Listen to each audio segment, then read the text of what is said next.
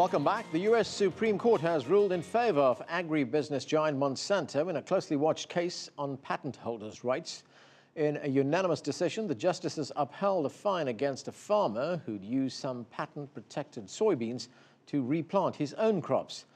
Meantime, Monsanto's crops are also raising eyebrows in South America. The tiny soybean has transformed agriculture there and promises to help feed the world's fast-growing population. Daniel Schweimler reports from Buenos Aires.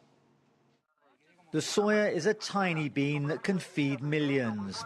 More and more farmers are planting this lucrative high-yield crop in Brazil, Argentina and Paraguay.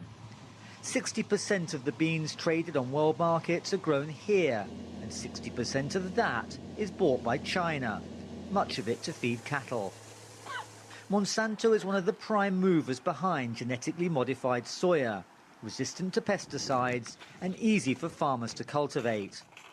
Monsanto researchers have now developed a new version, the Intacta RR2 Pro soybean, which they say has been engineered specifically for South America. For the farmers in Argentina, that means in between 10 to 15% more yield, more production. That also will be very important for China because we'll have more availability of grain in the future. The challenge of feeding an ever-growing world population is being met in large part here in South America.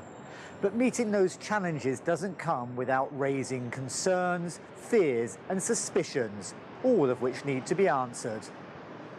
China has yet to approve the new version, and Monsanto faces growing opposition to its crop from environmentalists, consumers and those living near the fields where farmers plant soy.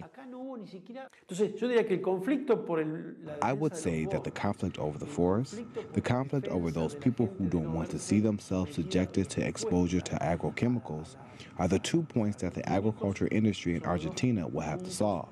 If they don't, we're heading for a growing conflict.